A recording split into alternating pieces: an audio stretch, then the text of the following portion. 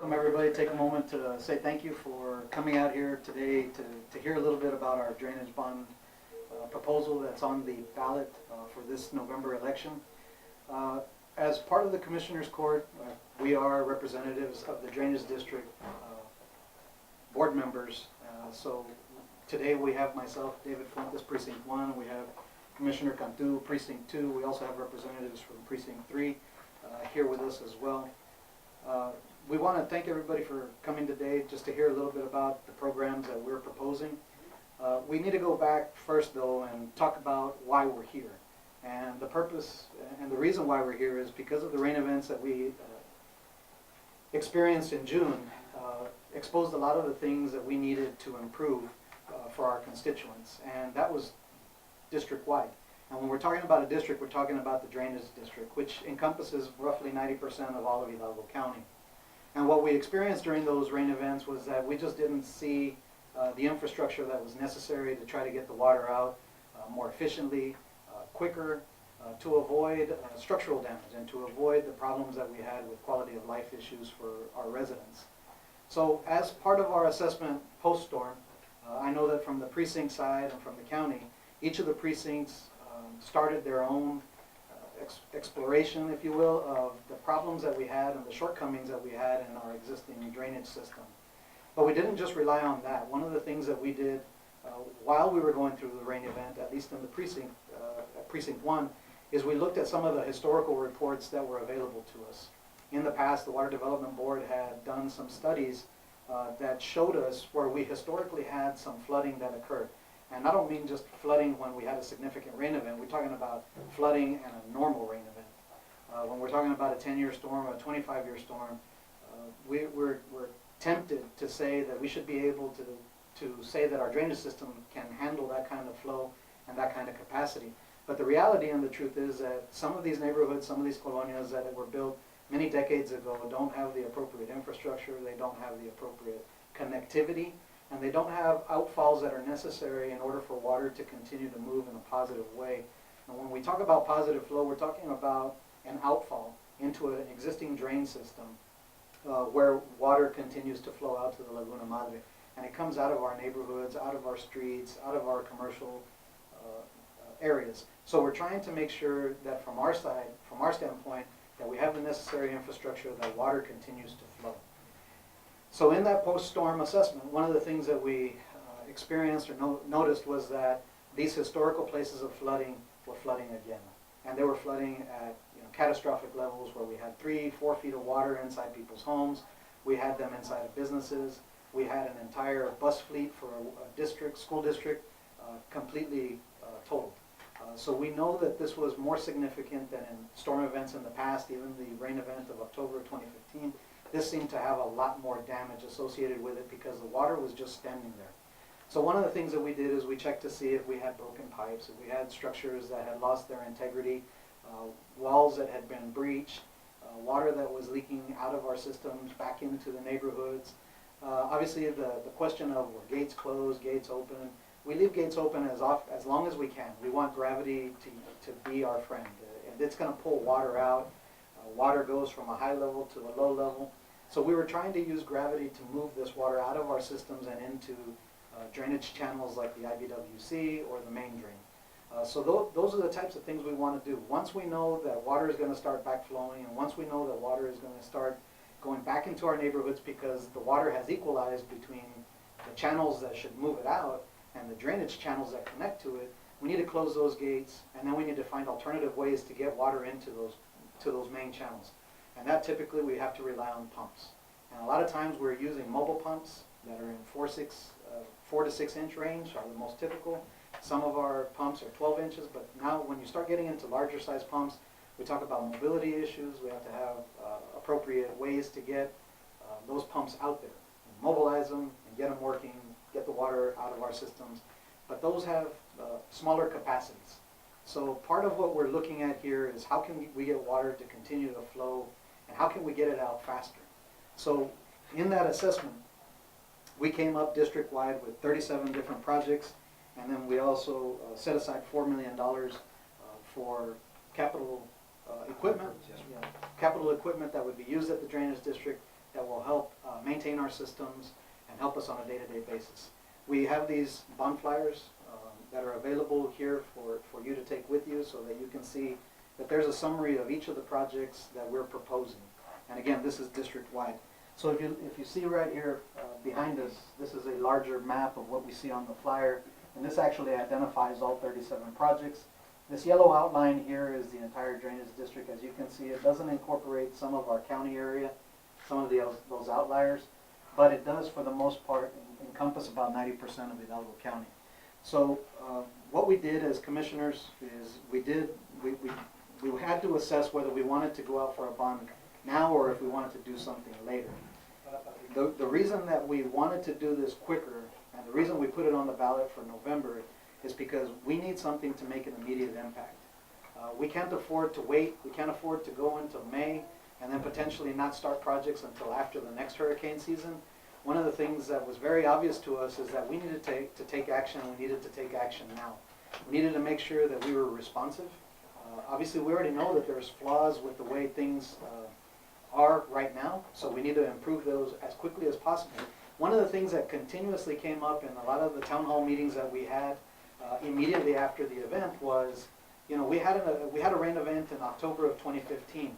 Why haven't we seen any improvement since then? Or why does it seem worse than what it was back then? And the only thing that we can tell you is that we try to maintain our systems, we try to clean them as often as we can. We have hundreds of miles of drains, and sometimes we have to rely on irrigation district drains to do that as well. And we're talking about, from the drainage district side, we're talking about a lot of our channels that are outside city limits. But a lot of those cities connect to our systems. So one of the things that we've been doing, and one of the things that the drainage district does on a regular basis, is they look at places where we already own right-of-way, where we already own land, where we can widen the existing systems to create capacity. Sometimes we bench existing systems, not only to increase the ability to maintain our systems more efficiently, but also because it helps us create some capacity. So on a day-to-day basis, our drainage district is trying to find ways where we can improve our systems, but we have to make sure that it makes sense for the entire system. As you can see some of the maps that are around here, if we improve some systems or some of our channels, and somewhere down the line it reduces down because we don't have enough right-of-way or don't have enough capacity, we end up choking the drain. We end up, you know, backing up water. So we need to make sure that when we do these improvements, that it makes sense system-wide, that the entire system is being considered when we do this. And a lot of times, the further down the channels we are, the further down the drain we are, the bigger the capacity because of all the different drains that tap into these main drains. So that's what we do on a day-to-day basis. They are constantly working on when road improvements are being made or new roads are being proposed. One of the things that we ask the drainage district to do is make sure that they consider how we can get water off of those roadways. One, it allows us to save money, and by getting the water out, the roadway is going to last a lot longer. So a lot of what we do now is we try to make sure that as we improve our roadways, we improve the drainage that's around there. One of the roads that we're improving right now in the precinct didn't have an outfall at all. So now we understand and know that a lot of these roads lose their structural integrity. The subgrade is compromised because water sits on these roads for an extended period of time. One of the things that we need to make sure is we have continuous positive flow. So that is what we do. I know that they look at the drainage district on a day-to-day basis is looking at opportunities and jobs where we can do this without bond money. So every year they're identifying projects and working within cities or working with cities to make sure that their plan makes sense. For us in the precinct, we talked to all of our cities and we proposed this plan and said, here are the projects that we're proposing in your area. Does this make sense to you? Because it has to concur with what the city says. The city sees floodwaters inside their cities. They need to tell us where they see their significant issues so that we can try to get water out for them as well. But again, that has to be a regional approach. It can't just be a local issue. So that is what we've done. That's the assessment that we conducted post-storm. We didn't use just this model. It's important for everybody to know that we looked at historical flooding. We looked at past reports, anything that was available to us. The other thing that there are a few other things that people need to know is, one, this is a 3-cent increase on their taxes. So 3 cents per $100 valuation. So a $100,000 home valuation would equal to $30 of additional tax per year. $50,000 home, $15 per year. $200,000 home, $60 per year. That's the type of impact that it would have on people's taxes as they stand right now. The other thing that's important for people to know, there's a few other things. One is that we plan to outsource all of the engineering and outsource all of the construction of these projects. The primary reason for that is, again, one of the things that I emphasized earlier today is that we want to try to make a direct impact, and we want to try to make it quickly. And the only way that we can do this as quickly as we want to is by outsourcing it to people that have the availability to do it right now. This would be way too many projects for us to handle internally. We could probably stretch our dollar a little bit more if we were able to do self-perform a lot of this work. But the reality is, this is a timely issue. We need to get these projects in the ground as fast as possible. So what is the time frame for this? If this bond is successful in the November ballot, we're looking at starting the engineering as early as January. We're looking at starting a lot of these projects where we have existing right-of-way, where we have existing opportunities to move these projects quickly, that we want to move on those first. Any project that would require purchasing of property would require that we go through a survey process, an appraisal process, and that acquisition of land is going to take some time. So we won't be able to start on those projects as quickly as the other ones. So anywhere where we've identified that projects are available to start right away, those would be the priority, because we can get them in the ground a lot faster, and we can make an immediate impact for a lot of these areas. The other thing is that, in the past, some monies have been diverted from other bonds to support other projects outside of the bond projects that they were approved for. And the only commitment that we can make is that we are working towards working on these projects and trying to get all of these projects on the ground. We are fully committed to improving the drainage in this area. We cannot try to explain or go back in time and try to change anything that's happened in the past. All that we can do is assure our constituents that you have our entire and full commitment that we're going to get these projects worked on as quickly as possible. Now, what happens if we find alternative funding for some of these projects? I know that in Precinct 1, there's at least 2 projects where we have applications with the Texas Department of Emergency Management. We're looking at the state to possibly give us an allocation from the Rainy Day Fund. We're looking at TxDOT to potentially provide us some assistance with one of these projects. If these projects are funded by these alternative methods, then what I would do is just replace it with another project. In Precinct 1, we've identified over 60 projects that need to be done, and we couldn't afford to put all of these projects into this bond. So as a project comes off, or if we're able to save some money on another project, it'll be replaced by another project that we have already identified as a critical need. The reason they're not identified right now is because what we want to do is represent to our constituents that what we have up here has our full commitment and our full support to get in the ground as quickly as possible. If we're able to substitute projects, then that would be our goal, is to do as many of these as possible. Now, how did we come up to pulling these 37 projects first? Well, for me specifically, I wanted to make an impact where we had hundreds of homes impacted immediately or directly. We've calculated that the indirect impact for a lot of these projects would be 5 times the direct impact. So if we're talking about a neighborhood that has a 200 home impact, we're looking at an indirect impact of maybe a colonia or a neighborhood that's a little bit further upstream has 5 times that amount. So we can't quantify that specifically, but we've calculated that a lot of these projects have a direct impact on thousands of homes. So we want to try to make sure that the dollars that we spend, we do it in a way that's responsible. We want to do it in a way that's transparent. So that's why we're providing all of this information to you and all the handouts that we have. I know the Drainage District has gone through an extensive website and trying to put all of this information out there on their website, which is Hidalgo County Drainage District 1.org, which is HCDD1, the number 1.org. If you go to their website, it has all of these projects. It's quantified as far as the dollar amounts that we would be investing, has a description of the project. We're trying to show everybody that we're fully committed to getting these projects in the ground. So with that being said, at this point in time, I'll ask Commissioner Cantu if he has anything that he would like to add on to that, and then we'll pass it on to our Drainage District Director, Raul Sesin, for any technical impact, questions that you might have with respect to our bond. Thank you, Commissioner. I think Commissioner did a pretty good job of talking about the overall scope of what we're looking at and how we develop these projects. As a commissioner that served, close to 4 years, the last thing we wanted to do was have to raise taxes. But in this situation, with what our community went through in June and in prior rain events, summer rain events being much smaller than what happened in June, we felt that we had to do something. We had to take action that was going to help these people not ever have to go through what they went through back in June.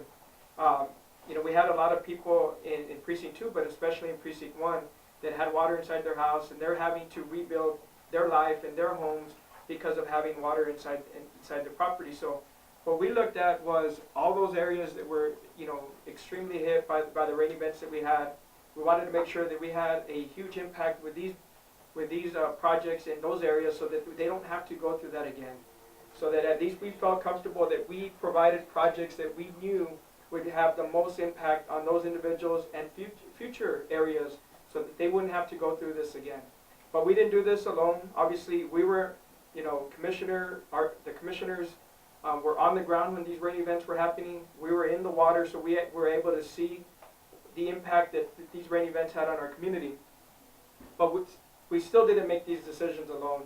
As soon as the rain events were dealt with and done, we went to the local cities and asked them, well, what did you see locally? What impacts did you have? How can we work together? And so we did a pretty good job of working with the different cities, understanding what they wanted to do with their community, how they wanted to help their constituents. And so a lot of the projects are joint projects as much as possible. If we saw that a city was making an impact and we can make a greater impact, that was a bond project we wanted to do. We had a lot of water in our homes. We also had a lot of water on the expressway, and where a rain event like that can shut down commerce and people getting from one place to the other, we really wanted to make a big impact on that. We have some projects that are going to work on the McAllen areas that were affected by rain, not only in homes but also on the expressway, where you had hundreds of cars that had flood damage that were left overnight. So I think that I feel very confident that these are the best projects for the community, that 3 cents for $190 million is the best way to go. And because we feel that our community is saying that we don't want to go through this again, and we want you, the board members of Drainage District number 1, to do something, and that's what we're doing. We've done the work. It's up to them. It's up to us. I voted. It's up to us to go out there and vote. It's going to have a little bit of an impact on your tax statement at the end of the year, but for those $30 on a $100,000 home, I think you get the best bang for the buck that you can ever imagine. And so, like Commissioner said, we're here to answer questions. We're trying to be as transparent as possible. Everything's on our website. We've been doing these town hall meetings across the county. We've been answering the questions, whether they're tough questions, easy questions. If they're just informative questions, we've been as transparent as we can possibly be. So we'll gladly take some questions, and if anybody has any questions on the bond, between Commissioner, our Drainage District Manager, Raul E, or myself, we'll take those questions. Hey, let me just follow up, Sure. Commissioner, if you don't mind. Yeah, just point out, we did about 28 outreaches through school districts, cities, Lions Club, just community meetings as well for all the precincts, just to get the information out to the voters so they can make an informed decision. We had 4 national night outs as well, where we did evening outreach as well. We had a lot of people come ask good questions about what it's about and what the impact is, and I think it's been summed up very clearly here by Commissioner Fuentes and Cantu of the need for our area for drainage. This is a step in the direction that we need to go. People have asked, is this going to fix everything? To fix everything in our district, it would take about $1.5 billion or more.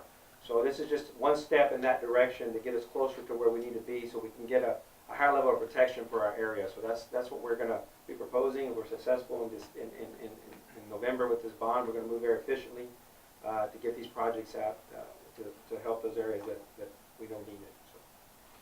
We also had a drainage committee. The drainage committee that you've been working with. We met several times with the drainage committee. They were appointed by the judge and the commissioners as well, which is board of directors. And we've met several times with the committee, heard a lot of the information, a lot of the feedback, and a lot of the information that was shared with the committee.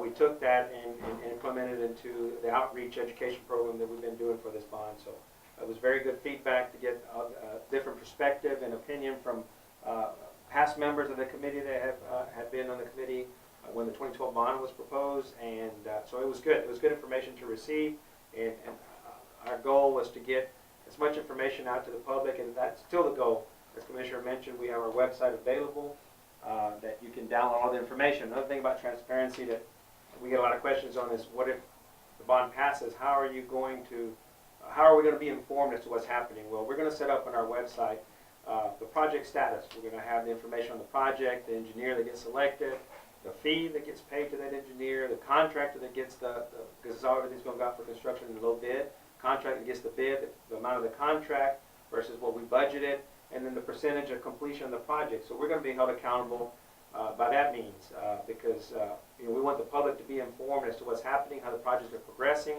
and why they're moving and why they're not moving. So that's one of the things, the commitment that the Drainage District has through our website, which we feel that's probably the best way to get the information out there. Everyone can see it, where we are with each project, if we are successful this in November. Can you also talk about the time frame as far as finishing or at least starting all of these projects? Yes, sir. The goal is to initiate all the contracts by January with our consultants, start the selection process of the consultants that will be performing these services, and then we will look at the right-of-way or land that we have available already in place. In some projects, we have right-of-way in place already that we can go straight into design services and then construction. So in some cases, you'll see part of the projects be put out for design and construction partial phases. In other projects, we will look at where we need right-of-way to acquire, and as Commissioner mentioned, that takes a longer process, usually 4 to 6 months for acquisition to take place. So, but we're going to be moving these projects within 3 years is our goal to have design, construction will overlap. So by the 3rd year, we should be in our final stages of putting projects out for construction, and some obviously will take longer than others. The scope of the work, I think Commissioner summed it up. We've been talking about linear detention, widening of existing systems, and in some cases we're creating new systems. We're creating detention facilities that the water can stand for 24 hours or so as the flow goes through the system and it relieves itself. We're going to look at pump structures in some areas, because in the eastern portion of our county, in southern portion of our county, our only way to get water out is through the WC floodway. And as Commissioner mentioned, the water gets high enough in the floodway, we have to start closing gates. So gravity is our friend. However, when we cannot have any positive flow via gravity, we have to close gates and start pumping. So we're looking at facilities with pump structures in place. And obviously the permitting process at WWC takes time, averaging 4 to 6 months. We have been in contact with WWC and other projects that we're working, and they're committed.